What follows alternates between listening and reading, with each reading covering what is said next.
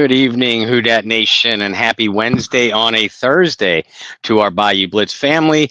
Yeah, that's right. Viral concerns and travel issues once again forced your Bayou Blitz to flex our muscle and power over the space-time continuum and move your Bayou Blitz from Wednesday to Thursday.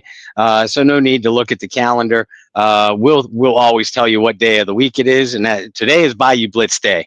And with that, I am the still viral infected Bob Rose. He is still the travel infected Brendan Boylan. And we are your Bayou Blitz podcast. How are you tonight, Brendan? Good. It's funny that you say that with traveling because, I traveled a good bit during the government shutdown and there was a lot of going on with TSA. It was never TSA that was the problem. I never got held up in a TSA line. I think the 3 or 4 times I traveled, it was no more than like a 10-minute wait to get through TSA. It was always the fact that none of the planes arrived on time.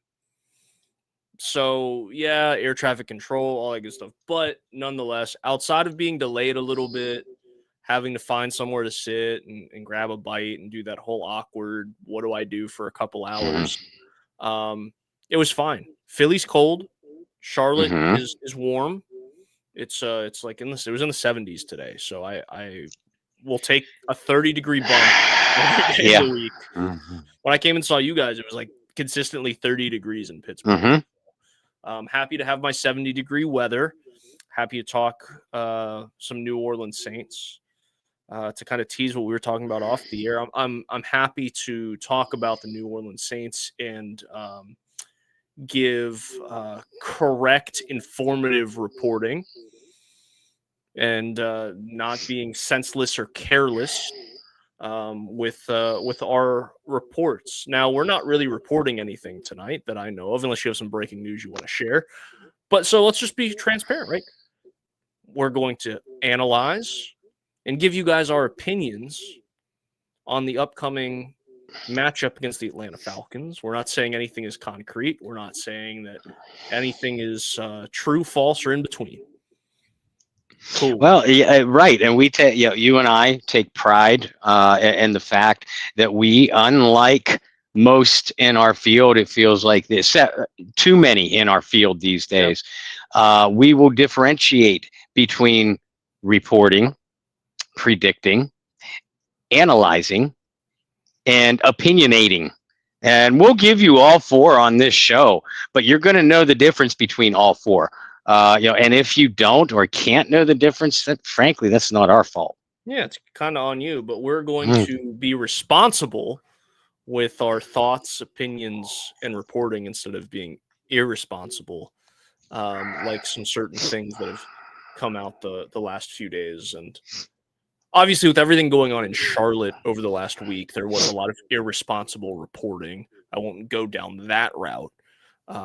But things like that are frustrating, right? Irresponsible reporting is a frustrating thing. You won't get that here. We're going to be as responsible as we possibly can. We try to keep it fun and sometimes relaxed. I think this is going to be more of a relaxed show than some of the other ones, right? We're not too wired or amped about anything in particular. We're amped that it's a Falcons hate week. It's exciting to finally get to this point. Had to wait a long while. I feel like in years past, and you can correct me if I'm wrong, but in years past, it felt more so that the Saints had an early season matchup and then a later season matchup. And sometimes that later season matchup was about this time, right? It was about that Thanksgiving. There was a handful of years there when you and I were writing together at our previous stop. That I don't even Trash Illustrated, you could say it. Look, I wasn't even going to say the name. You did, but there was back-to-back years they played the Falcons on Thanksgiving, or 2 out of 3 years, or something like that. So I feel like we've waited a long time to get here to face the Dirty Birds, and I think based off of injury reports and based off of kind of where the Falcons stand on some things, I think the Saints have a good shot here in this one. So let's dive into that, Bob. Or before we jump into that, do you want to jump? Okay. Yep. It clicked. Let's talk about Brandon Cooks. And for those of you who don't know, Brandon Cooks, and the New Orleans Saints mutually agreed to part ways. He was waived earlier this week. Cook did do some things with his contract to help the Saints financially, and for that he is thanked. But I want to go all the way back to when Brandon Cooks was signed in the offseason. Because remember, this wasn't like a 1-year vet minimum contract, right? He got like a 2-year, was it $16 million? Or am I making that number up? I want to say 15 million. I do know that 8 million of it was guaranteed. So somewhere in that ballpark. When he was signed, you and I both kind of looked at each other or texted each other or however we communicated with each other right when that signing happened. And we're like, okay, I mean, cool. Like, he gets to come back. But it wasn't this praised return like Jimmy Graham, because it was a weird, ugly breakup the first time. But then also, it didn't, to either of us, make a whole lot of sense with how the roster was constructed for Brandon Cooks to come back without bringing in a big-bodied receiver, and that was a whole thing throughout the offseason. But it didn't make a lot of sense. And I don't know if I shared this over the air publicly. I may have sent it to you in a text, or we might have talked over the phone about it. But this always, to me, felt like it was the awkward date that you took, or awkward coffee date you took when you moved to a new city and your ex happened to live in that city. And I was like, oh, well, we're both here. Like, what are you doing? Okay, cool. I guess. It didn't feel natural. It felt very forced. It wasn't like a hand in a glove. Okay, this makes sense. Brandon Cooks is going to come back. He's going to be a key contributor to the offense, because we knew he was going to be the number 3 receiver coming into the season. Chris Olave 1, Rashid Shaheed 2, Brandon Cooks 3. We were even talking, well, maybe Brandon Cooks is really like your 4th receiver if the Saints can get a big-bodied guy and he's more of a situational guy. But why would you pay a situational guy $8 million a year? Why are you bringing him back? And obviously, social media teams don't have anything to do with the decisions of the front office. I'll say that again louder for some of you people. Social media teams and interns have nothing to do with what the front office does. But they promoted it to be like this homecoming thing for Brandon Cooks. And I was like, do we really want to like celebrate him coming back? Because it was ugly when he left. Like I said, it was one of those awkward coffee dates you take and you're like, do I really want to do this? Okay, well, I guess we're just going to forcefully like smile and act like everything's good and be like, hey guys, how's it going? It didn't make sense from the jump. He was not productive throughout the season. I'm sure there is going to be a championship caliber team that is looking for some wide receiver depth. That always happens, that he could hop onto. But this one didn't make sense from the start. So I would like to say that I'm surprised. I would like to say I'm not surprised, but I'm kind of stuck in the middle. And I think a lot of it has to do with that 2-year, $16 million contract. Why at this point do the Saints want to kind of cut ties? Because there is no receiver depth. Now you have Chris Olave, Devon Vele, Mason Tipton, a couple practice squad guys. I know they brought in a guy, a local Louisiana kid. Off the top of my head, I don't remember the name. But there's not a whole lot. How did you interpret this release and how we got to this point? Well, I mean, the timing was interesting. We were hearing, and we talked about it on this show too. We were hearing that Brandon Cooks might be dangled as trade bait somewhere. Yep. That didn't happen. But as we all know by now, Rashid Shaheed did get moved. So 2 weeks after you move Rashid, you cut Cooks, but you cut Cooks before Trey Palmer, a waiver wire pickup early in the year that we thought would do something for this offense. But Trey got hurt, has been on IR, is not yet eligible, won't be eligible until next week to come off IR. And we haven't heard anything about his injury, so we don't even know he'll be eligible, but that doesn't necessarily mean he'll come back. So you cut Cooks now. I have a feeling, in fact, I have a strong inkling that had more to do with Cooks than the Saints making that part, the timing of the decision. And I had to laugh, and I retweeted it, because it was just so funny. Scott Shanley, the former Saints linebacker, who has a tendency to be outspoken on Twitter, he said he called Brandon Cooks the most mutually departed player in NFL history. Mm. And I mean that's about right. We know Cooks got traded from the Saints to the Patriots, then the Patriots to the Rams, and the Rams to the Cowboys, then the Cowboys to the Texans. I believe it was the Texans. And now here we are. He's back in New Orleans, and again, mutually decided to depart ways. It is in theory going to give more opportunities for Devon Bailey and training camp hero Mason Tipton. I don't know what that's going to do for the offense, for better or for worse. I mean, some moves you can say, okay, this is an addition by subtraction. I don't think it's that. But I also don't think the departure of Brandon Cooks is going to leave a major hole in this offense either, because, like you said, Brendan, he really wasn't a part of the weekly game plan, and wasn't getting a whole lot of reps. Got less reps after Shaheed was off the roster, and that's what likely prompted Cooks to say, okay, let's negotiate this guaranteed money down, so that way I'm still getting something, but you, the Saints, are not getting quite as big a hit on your cap, but I'll agree to do this if you release me now and let me go find another team, especially in time for the stretch run, a receiver needy team, in a playoff position, or someone that suffers an injury down the stretch, something like that. So, I suspect the timing had more to do with Brandon Cooks than the New Orleans Saints. But also, like you said, this was a move that never made sense to me in the first place. It felt like when the Saints signed Cooks, it felt like someone in the Saints organization, and I'm not going to even throw out specific names. It felt like someone in the Saints organization said, "Hey, we need a wide receiver to strengthen strengthen that unit." And another person said, "Oh yeah," and then a third person said, just said, "Okay, I'm going to pick a name out of the hat. Whoever I pick out of the hat, we're going to go sign. Oh, Brandon Cooks. Boom, let's go sign Brandon Cooks." I know that's ridiculous, and that's not the way it happened, but that feels like that's what happened. He wasn't a fit for what the team already needed, and he was a clone, an older, slower clone of what the team already had at the top of their depth chart at the position.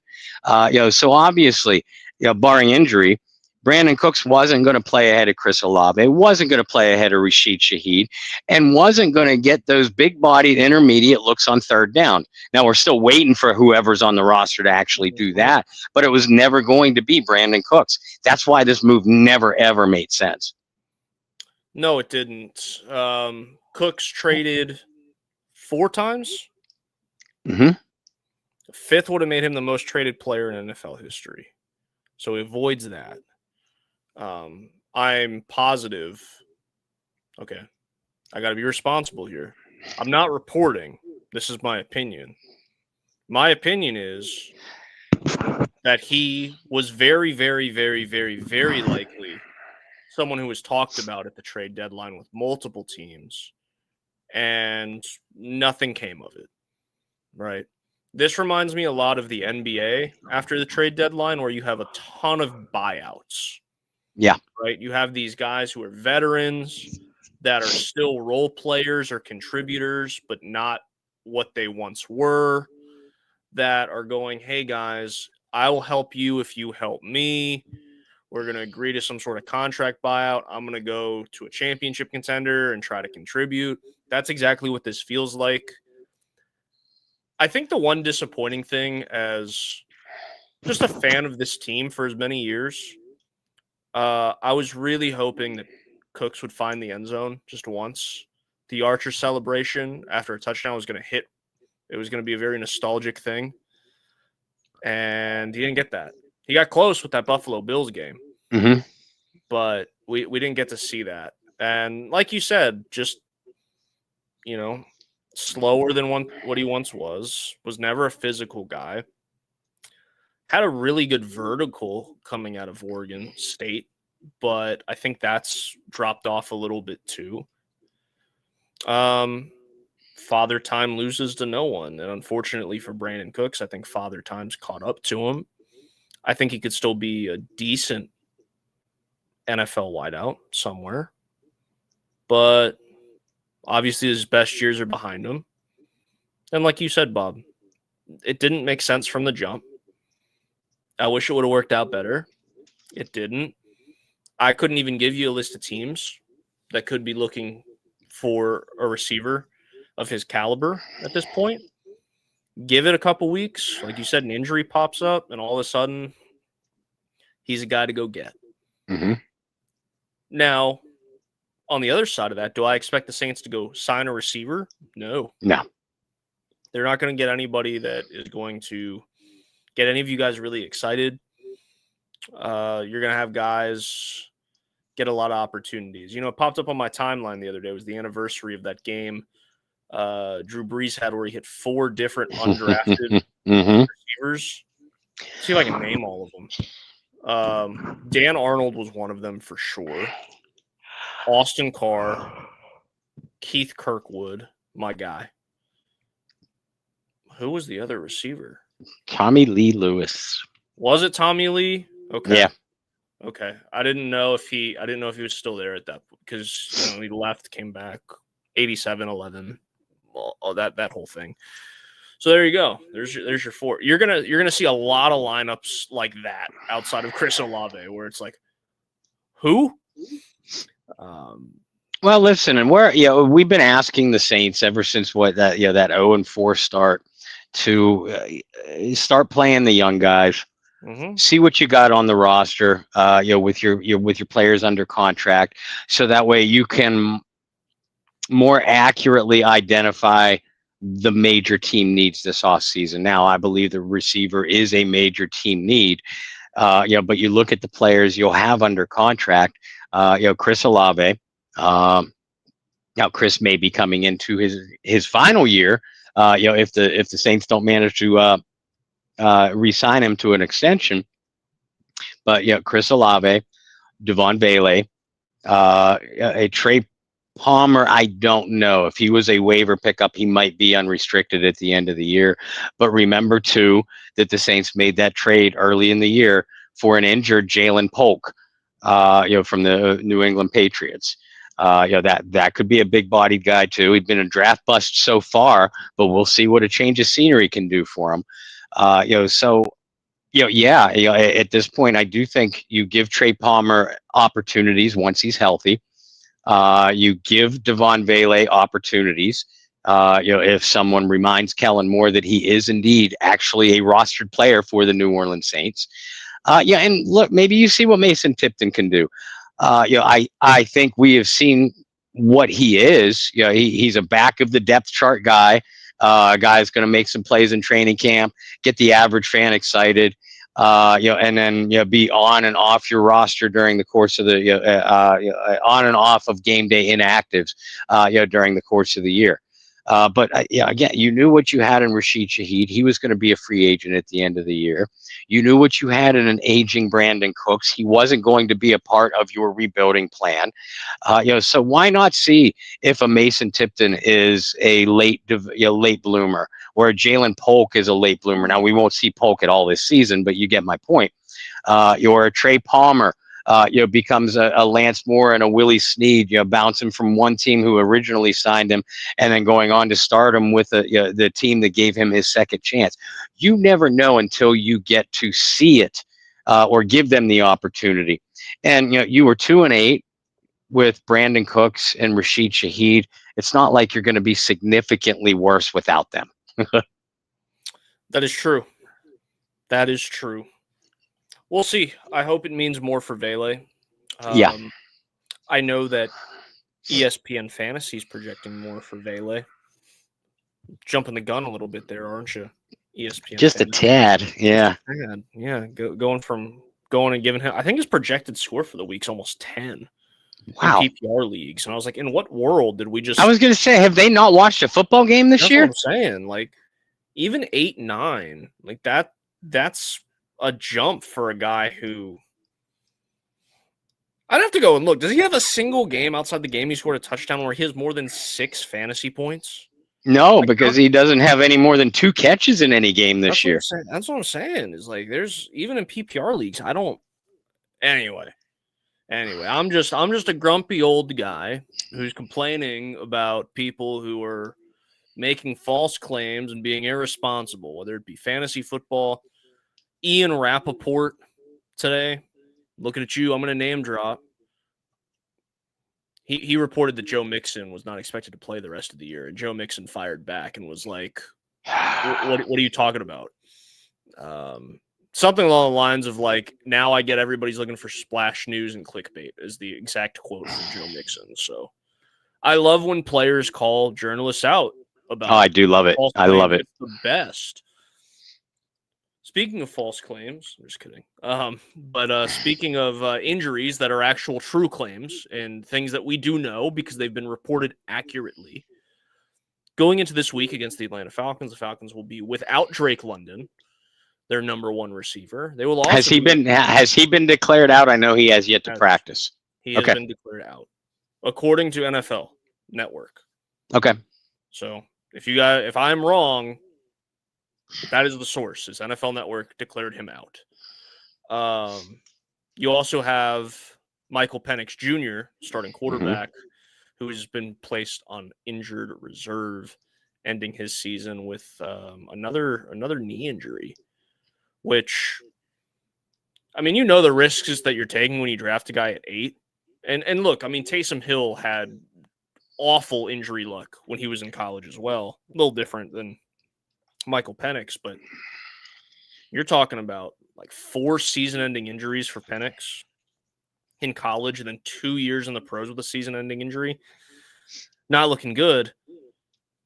Look, the Falcons are immensely talented because they have one of the best running backs in football, right? When you have a guy like Bijan Robinson, who is just a game changer, you're going to have opportunities. It's not like they're going to be bringing somebody off of the bench to play quarterback that has never played in the NFL before. They have a seasoned veteran in Kirk Cousins. Say what you will about Kirk Cousins. The man has put together a very nice NFL career. And has had a very good history against the New Orleans Saints, by the way. Yeah, he's been a Saint. He's been one of those Saints killers in his NFL career. But they are going to be missing Drake London, who has had a very good season. Michael Penix, who's had an up and down year. This is going to be the game. I'm going to go ahead and call it now. There are so many people for the 4th, 5th year in a row that drafted Kyle Pitts in fantasy that are just pissed off. Why is Kyle Pitts not performing? This is going to be a Kyle Pitts game. I'm just going to. And the Saints have had a lot of problems against tight ends too, so it would not surprise me. And you're talking about a tall, athletic tight end in Kyle Pitts. What's the one thing we say about Saints linebackers not named Demario Davis? They can't cover in space, and that's where Kyle Pitts is going to be able to excel. But Bob, before we get too carried away, what do you make of some of the injuries to the Falcons offense? And outside the fact that they're just going to be missing some of their usual starters, where do you see some advantage to New Orleans when battling a guy like Kirk Cousins and then, not having a physical receiver in Drake London matched up across? Well, I want to circle back and you re-ask me that question in a minute because first I want to ask you guys a question. Are you ready? Are you ready for the Get Checked or Check Out Foundation's annual Go Black and Gold Celebrity Charity Fan Cruise? If you aren't ready, get ready because we set sail on Thursday, March 26th, and we'll be on the open seas like the Pirates of the Caribbean until Monday, March 30th. We'll sail out of Jacksonville, Florida on Monday, March 26th. For an unforgettable weekend in the tropical Bahamas that may or may not end Monday, March 30th. If I have any say-so in it, it ain't going to end then. But you will be joining Black and Gold legends Delvin Breaux, Tyrone Hughes, Michael Lewis, and Courtney Roby for a tremendous fun-filled getaway with a purpose. That purpose is tcynow.org, the Get Checked or Check Out Foundation, and their major fundraiser of the year. And for this fundraiser, we'll be visiting the brand new Celebration Key Island and Nassau, where you can play beach Olympics with your favorite team captain, compete in a highly intense and maybe questionable with questionable ethics putt-putt golf tournament. You get to enjoy meals, game nights, trivia, Q&A, and other contests with these players, their families, and other families, because we'll party the days and nights away on our own section of the boat, on our own section of the beach, and we'll do it all for a cause. All these tickets help raise the much needed funds for Get Checked or Check Out, an organization that is set in place to guide you if you have received or a loved one has received a dire medical diagnosis. They will help guide you in the direction you need to go for research, for therapy, for treatment options. You name it, they're there for you. But check out that website, help them out however you can. But the best way to do it is to book your cabin today for this cruise. You can reserve your spot by calling Summer at 985-788-6584 through Seven Seas Travel. Make sure you let Summer know that Bob, Rose, Brendan Boylan, and the Bayou Blitz are the ones that sent you to her. She will take care of you. You can also contact Get Checked or Check Out founder Shireen for any more details or promotional options. Shireen's number is 504-305-7563. And please, folks, I want to see more. It was so great, hanging out with not only the players and their families, but you guys too. It felt like one big Houdat family reunion. But I want to meet more of you. I want to make this thing huge. I want to make it something with nationwide awareness, because it's not only a fantastic trip, it's also a great way to benefit great people for a great cause at a great foundation. And with that, Get Checked or Check Out wants to remind all of us that November is Diabetes Awareness Month. Diabetes is a disease that affects about 38 million Americans, both adults and children. It is a disease that can adversely affect your eyesight, your kidneys, your nervous system, your heart, as well as being linked to several types of cancers. While more likely to develop in 35 or older, we all know that youth diabetes is something that is rising rapidly, in this country. No matter what age you are, you can help keep tabs on yourself by managing your diabetes ABCs. A, take that A1C test, your blood glucose tracking. Do so with your healthcare provider, and make that appointment as soon as possible. Not just for this, but for every other physical, mental, and emotional issue. Not just for yourself, but for your loved ones. B, blood pressure. You can manage your blood pressure very easily at home. And C, your cholesterol. Same thing. You can manage your cholesterol very easily at home, because diabetes can also be affected. Certainly by family history, but also if you're not physically active, if you're obese, or do not maintain a healthy diet. Get Checked or Check Out, tcynow.org. Check out the website on the bottom of your screen. All right, Bob, let's see if I can remember how I asked the question before. But it went something like this. Outside of the Falcons missing their starting quarterback, Drake London, who's a really physical receiver, where do you see some opportunities for the Saints to take advantage of Kirk Cousins, who hasn't played in a while, and certainly a receiving corps that's still unproven, really behind Drake London? Well, I mean, the thing with Kirk Cousins is, you got to pressure him, you got to knock him around. That's key, and you have to do so early, because Kirk, and I've been a vocal critic of Kirk Cousins throughout his overrated career, but the one thing that I will acknowledge with Kirk Cousins is he can put up some numbers once he gets into a rhythm. So you can't let him get into a rhythm.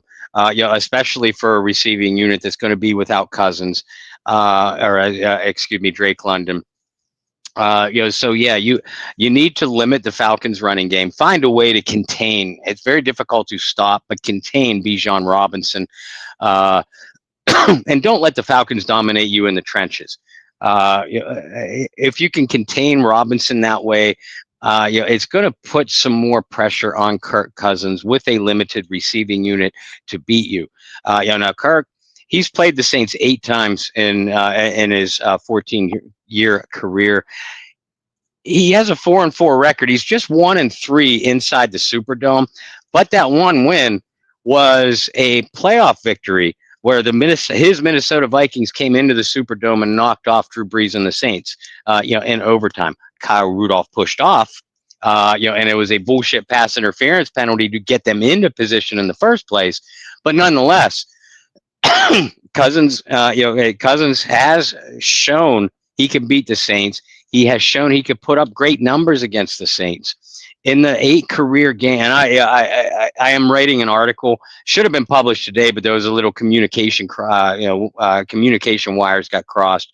But Saints Wire going to be publishing, Kirk Cousins' history against the Saints article tomorrow. Make sure you check that out. But yeah, in 8 games, Kirk has completed 67% of his passes against the Saints. That's about on par for his entire career. But he's averaged 294 yards every time he's played the Saints with 4 300-yard outings, 14 touchdowns, and only 4 interceptions. So, yeah, I mean, Kirk Cousins might not be that player anymore, but he's still a guy. I mean, he threw for 300 yards against the Saints with the Falcons last year in their second matchup. So he could still put up the yardage. You have to stop him from getting into a rhythm, because you let him get into a rhythm, then the Falcons can really dictate to you how they're going to use Bijan. And Bijan is tough for any defense to contain, especially if the Atlanta Falcons manage to establish balance. Establishing balance is the big thing, right? I think a lot of eyes go on Bijan Robinson, rightfully so. Tyler Allgeier's still a really good back in this league. Oh, yeah. I've always been a fan of Allgeier. Even though he doesn't get necessarily the consistent touches that he would elsewhere, he's a vital piece to the Falcons' success. I had kind of teased Kyle Pitts a little bit. I really do think this could be a big game for Kyle Pitts. Yeah. Just from a matchup standpoint. But anybody that has had Kyle Pitts over the last few years in fantasy knows, even when you think it's going to be a big game for Kyle Pitts, you never really know. You really don't. Him and David Njoku, very similar in that Yeah. sense. Like physical, like incredible in the combine. They have all of the measurements that you want, but there's no consistency on the from week to week.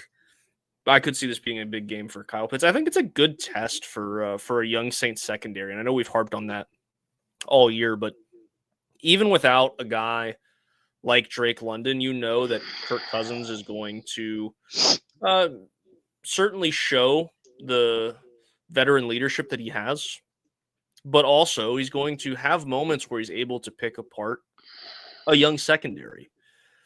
That's just part of the territory that you have when you're facing a guy who's been in the league for as long as Cousins has. How do the Saints respond to those things, right? What does that young secondary do to respond and communicate well versus a guy like Kirk Cousins? So if there is a defensive breakdown early in the game, is it something that, the Saints DBs, they're going to be hanging their heads, or are they going to come back and try to make the right adjustments? And, with the play calling of Brandon Staley, are they going to be able to execute something that maybe confuses Cousins and forces a turnover late in the game because you're able to get pressure in his face, right? That's the one knock on Kirk Cousins. Well, one that I have, Bob might have many, but the one that we can certainly agree on is, if you can get pressure on Cousins, he, just like a lot of quarterbacks, tends to make more mistakes. That's what you're going to be looking for. Let's flip to the offense. Opportunity for growth. Obviously, a bye week a week ago. But Tyler Shuck had a really good game against the Panthers statistically, though the Saints didn't put up a whole lot of points. There were people who were ready to crown Tyler Shuck the next savior of New Orleans. So how do you grow on a game like that? Yeah, I mean, go ahead. I thought it was I thought it was a question directed at me, not a rhetorical. Oh, kind of both. But I was gonna say, how do you grow on that? It would certainly help to beat your biggest rivals at home. I think a lot more fans would be ready to put that crown on Shuck's head. But how does he do it? You got to run the ball first. The Saints only are 28th in the league in rushing production. They ran for over 120 yards, 122, I believe, against the Panthers. That was the first time in six or seven games that they had broken over 90 yards on the ground. So that there's a reason why Shuck was effective. A couple reasons. One was Tyler Shuck himself, moving around in the pocket, maintaining great throwing mechanics, and throwing an accurate ball. But the other reason was the Saints were able to run the football. You have to do that again. You won't find a more schizophrenic defense than the Atlanta Falcons. They're ranked like right in the middle of the pack in total defense, literally 16th. They're 28th against the run and 6th against the pass. But this is a Falcons defense that just gave up almost 450 passing yards to Bryce Young. Bryce Young. That's worth repeating.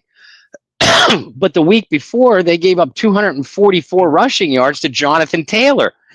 So, I mean, in other words, this Falcons defense, it kind of similar to the Saints in the way that, the Falcons have enough talent to take one aspect of your offense away from you. But they have to do just that. They have to game plan to take that aspect away. So, if the Falcons come into this thinking, we're going to pressure Tyler Shuck, we're going to try to force him into mistakes, and into hurried balls. Shuck has to show the poise, that he did against the Panthers when the Panthers tried to do that, to make the quick and accurate throws.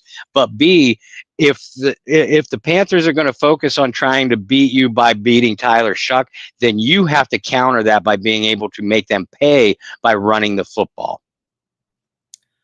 Be nice to see Alvin Kamara get back on track. He's had a long history of having success against the Atlanta Falcons.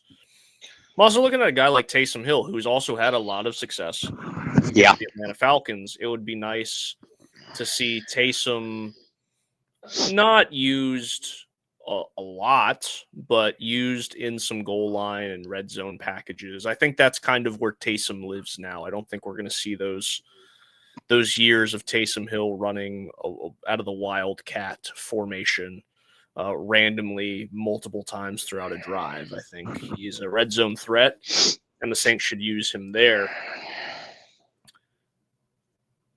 I'm still interested in what the Saints are going to do. Obviously, Kendry's been out for a while now, but we've seen a little bit more of Devin Neal, which is great. I think he was a guy that you and I both liked on tape. Mm-hmm. I'd like to see how they utilize him. I've been begging for more Alvin Kamara. We saw a little bit against the Panthers now 2 weeks ago. But I am just curious to see how they utilize the other backs for a couple reasons. One, obviously Alvin's getting older. Two, I think it'll be indicative of where the Saints feel that they are this year, right? If you just start seeing Alvin touch the ball less and less and these younger cats touching the ball more and more, it tells me that the Saints are ready to kind of throw in the towel for the season, or at least see what they have with the young guys. It is a little crazy to think, but you and I joked about this a little bit on Sunday, is you string a couple wins together against some of these bad teams, and all of a sudden you could be right back in the mix for the NFC South with how bad the division has been lately. The Buccaneers are beat up. They've lost 3 of their last 4, and they play at the Rams this Sunday. The Panthers, we know, that they're 6-5.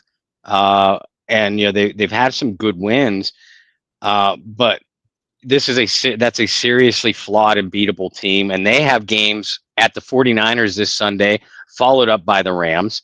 The Falcons have lost 5 straight and just find interesting ways to lose.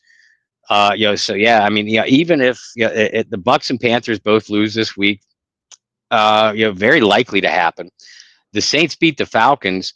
The Saints are out of last place for the first time since last year. But B, like you said, all of a sudden, the New Orleans is in yodeling range of the of being in contention of the back in the NFC South again. And we joked about it, half joked about it on Sunday. I'll just take 2 wins in a row, for the first time since last November, or 3 wins in a row for the first time since 2023. Actually, 2022. So yeah, I'm not getting too far ahead of myself, but this is a very winnable game for the Saints. It is. I want to throw this stat at you. I didn't know if you knew this one. The Saints have yet to allow an opposing receiver to reach 100 receiving yards.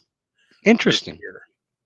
Which I think is interesting for a young defense, a young secondary, and then certainly a team that has had its moments both ways so far this year. I could see that streak being extended just because of some of the injuries for the Falcons.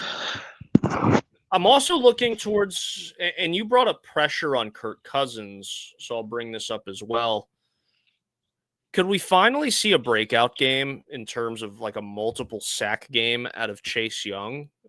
This is a Falcons offensive line that isn't dreadful, isn't great, but is this a game where you look at a guy like Chase Young and go, hey, this is your opportunity. Go ahead and take it.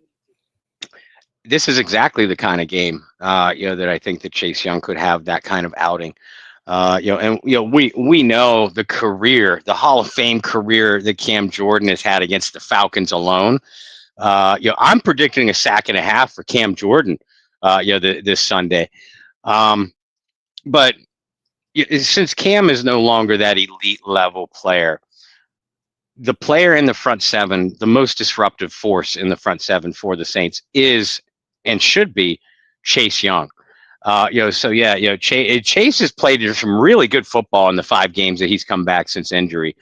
He's had, I think, 1 multiple sack game, 1 sack and a half. A couple forced fumbles in there. Leads the team in pressures after only 5 games. Carl Granderson, his pictures on the side of a milk carton. He's been missing for so long. So yeah, I think that this is a game that Chase Young can take over, and I think he needs to.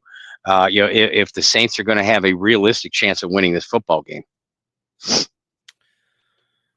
I like what you said with Cameron Jordan. I think at this point, like you said, not the elite pass rusher he once was, but just for old time's sake, just have a day against Atlanta.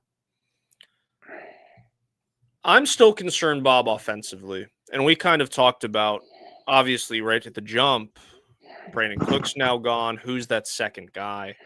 I think a lot's going to fall on the shoulders of Juwan Johnson to be productive, not just in this game, but the rest of the way. Yeah. But you're going to have Mason Tipton. You're going to have Devon Vele. There's kind of some question marks after that. That should, in theory, make it easier to run some bracket coverage, put more attention towards Chris Olave. Where do you think the Saints could capitalize the most, whether it be Johnson, Vele, Alvin Kamara, Taysom Hill, Foster Moreau, etc.? The Falcons, again, kind of similar to the Saints defense. The Falcons have had problems with good receiving, good pass catching running backs, and athletic tight ends. So there's certainly opportunities, and Kamara and Johnson have both had some good games against the Falcons in their respective careers. But the guy that really needs to step up is Devon Vele. You need I don't care how good your tight end is or how good your running back is, in the passing game. You need a second wide receiver. I mean, hell, you really need three quality wide receivers to have a decent offense in the NFL. Again, regardless of skill at running back or tight end. Right now we'll just take a second quality wide receiver, and I doubt that's going to be Tipton. I mean, let's be real, folks. It's not going to be Kevin Austin, who is elevated from the practice squad. Not going to be Dante Pettis, who will likely be elevated, a game day elevation. It's got to be Vele. The guy you traded a 4th and a 7th round choice for. Kellen Moore, when are you going to get him involved in the offense? We thought it might be 2 weeks ago, fresh off a Rashid Shaheed trade. Vele's the guy that needs to step up. He got the most snaps of his year, but still only 2 targets in the passing game. Why? Design plays for this guy because, like you said, Brendan, Atlanta has a good cornerback. Everybody wants to say he's great. He ain't great, but he's a good cornerback in AJ Terrell. They have a great corner. I'll tell you right. I know he did. The media, just national media, just wants to force him, into that top 5 range. He's never been a top 5 cornerback in the football I've watched, but he's a good cornerback. Jesse Bates, a very, very good safety, certainly a playmaker at the position. So I expect some bracketed coverage, some disguised looks, where hopefully, if from the Falcons' point of view, making Shuck think that he has a window for Olave, and then having Bates cut, close, baiting him. You have to anticipate that and design plays for your other guys. Vele has to be that guy. I watched him a lot at Denver. I watched a fair amount of Denver Bronco football still. Vele's not going to break any games wide open. He's not even a Michael Thomas type of guy, where he can dominate a game that way. But he can make a difference in the game as an intermediate target, as a short-range target. Kellen Moore, use him for God's sake. And Johnson, Kamara, they're going to be keys to this game. Vele is your potential difference maker, though. I'm going to throw a name at you really early. We are a long way from the draft, my friend. But as you guys know, it's one of our favorite things. So I'm going to throw a name at you early. And that's KC Conception, who's at... Love him. Right? He's at A&M, spent a little bit of time in my neck of the woods up in Raleigh at NC State. I think he'd be a really good fit in New Orleans. Or keep that out. I think he's probably a mid to late day 2 pick. But I'm just going to throw that one out there. I think Concepcion could be an early day 2, potential late day 1 pick, because there's going to be a run on wide receivers. The kid from Arizona State, the kid from Ohio State, just to name a couple. KC is a guy that could sneak into that first round very easily. I'm hoping that Tyler Shuck proves that he deserves at least a second year as a potential franchise quarterback.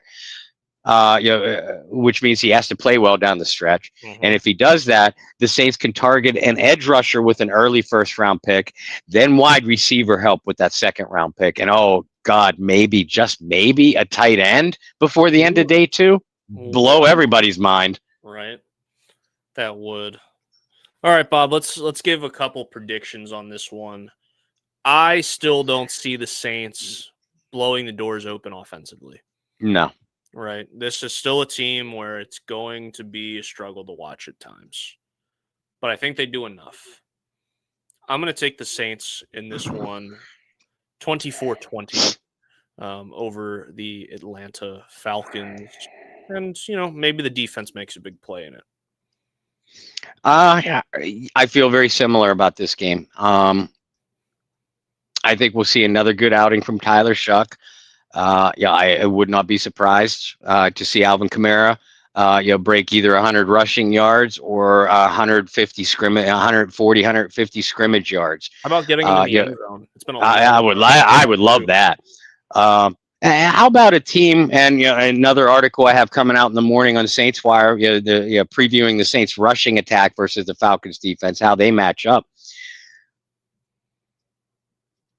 This is an offense with Alvin Kamara and Taysom Hill on it, yet they are tied with the Tennessee Titans for the fewest rushing touchdowns in the league.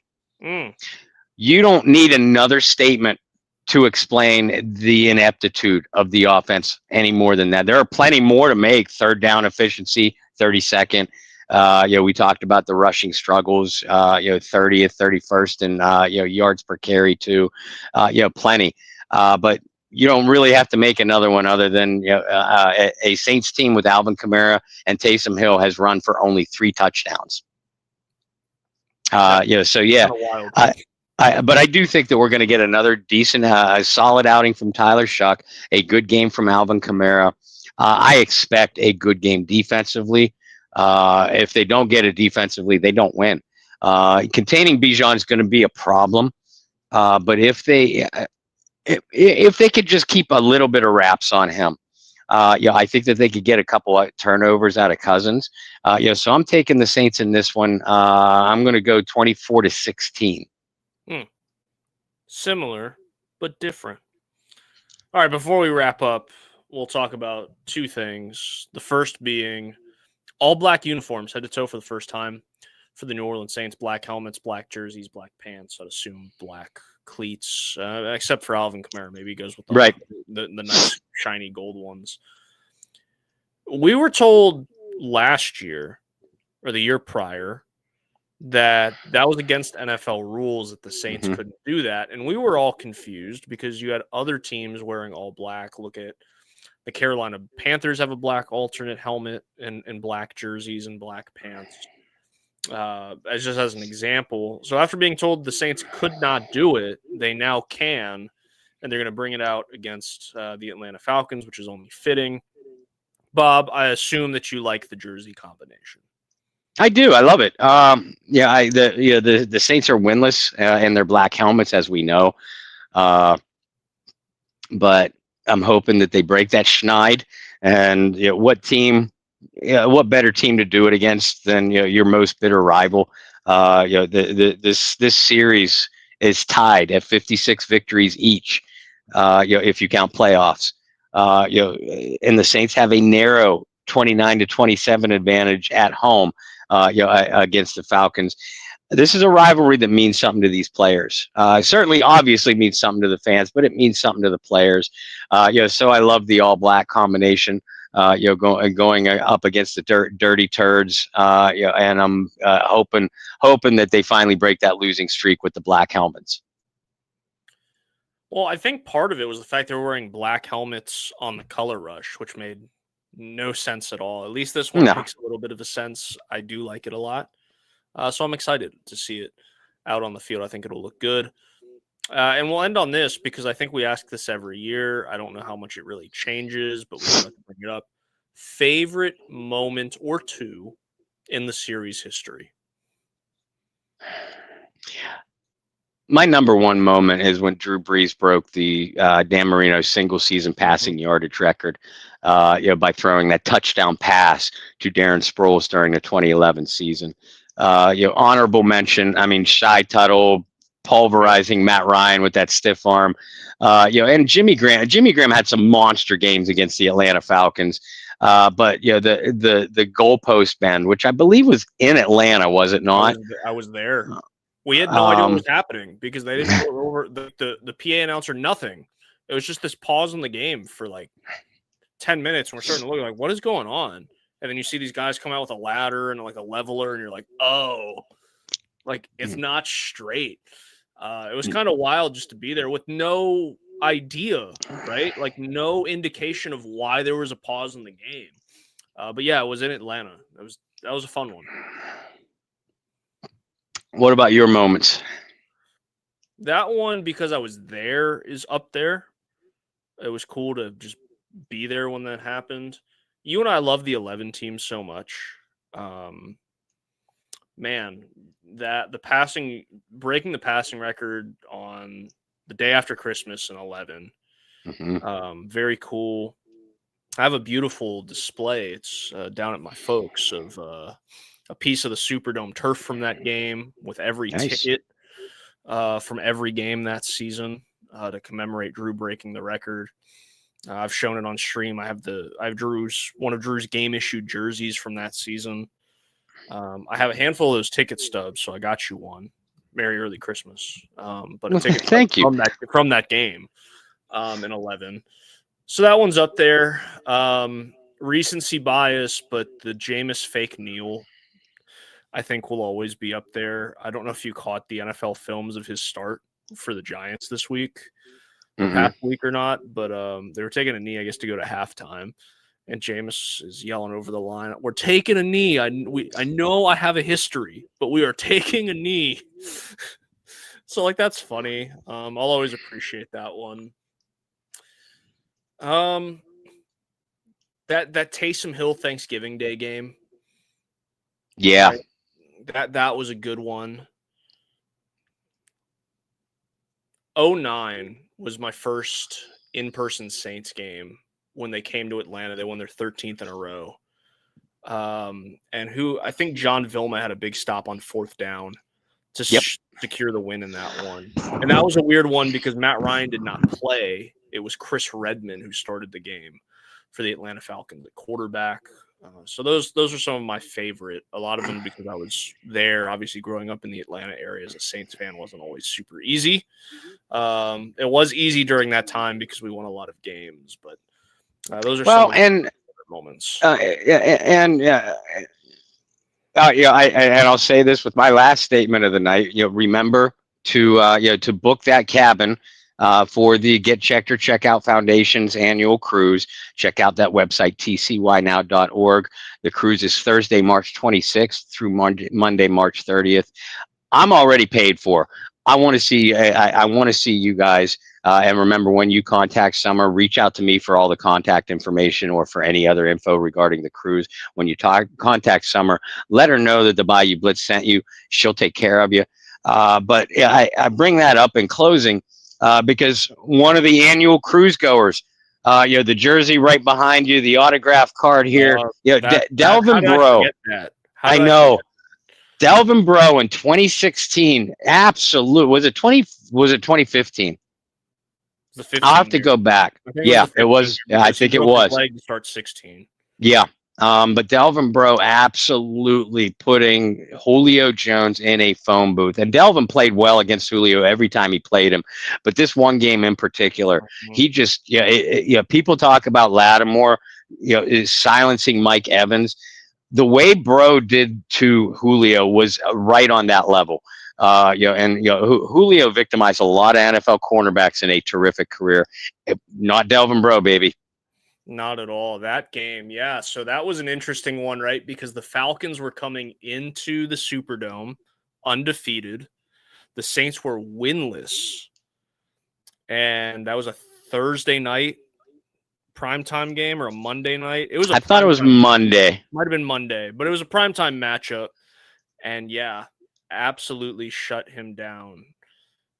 That's one game, and I'm glad you kind of made the comparison to Marshawn, because I remember when Marshawn Lattimore started his trajectory as one of the best corners in the game, there was a couple viral tweets, Instagram reels, TikToks at that point that goes like the real Saints fans look at Marshawn Lattimore and are very excited, but the real Saints fans remember that was supposed to be Delvin Bro.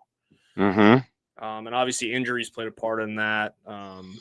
Imagine a healthy Delvin Bro, who was still is still pretty young player then. A healthy Delvin Bro and Marshawn Lattimore, rookie Marshawn Lattimore in 2017. It would have been insane. Yeah, it would have been insane. Delvin Bro don't give up the Minneapolis Miracle to Diggs. That's for sure. Yeah, man, a healthy Delvin throughout 17, 18, 19 like those years, and I'm sure, for contract purposes and all that, I'm sure they would have been able to work something out to keep him around. But if he had stayed healthy and the doctors actually did their job correctly, that would have been something to watch. But yeah, that's a good one. Delvin Breaux shutting down Julio Jones on primetime TV is a very good one in this rivalry. We'll see if they can make some more. Oh, the Drew Brees spin move. Like, I mean, we could sit here and talk about this like all night and just talk about different moments. But yeah, hopefully they make some more this weekend. Bob and I will be back with you guys this weekend to recap the game shortly after it's over. We are looking forward to seeing you guys then. And then before you know it, we'll have Thanksgiving. We'll have all that's coming up. The holidays are coming up, Bob. I hope you're ready. I know you're not because of the weather. No. Up there, you're like, no, this weather sucks, man. I mean, the weather is what it is. But my wife and I were just talking tonight. How the hell are we going to do Christmas this year? And the other one sighed and said, I don't know. But we always figure it out. So we have faith in Santa. Right. You just got to believe. Or for your Denver people, you just got to believe because they're playing really good ball right now. All right, guys. Well, thank you guys so much for tuning in to another edition of the Bayou Blitz podcast. Bob and I will be back on Sunday to wrap up with you guys following the Saints and the Falcons. Hopefully some more memories are made, and hopefully the Saints win their third of the season, their first in their all-black uniforms. So until then, find some peace, spread love, practice positivity. We'll see you later on the Bayou Blitz podcast. Who dat?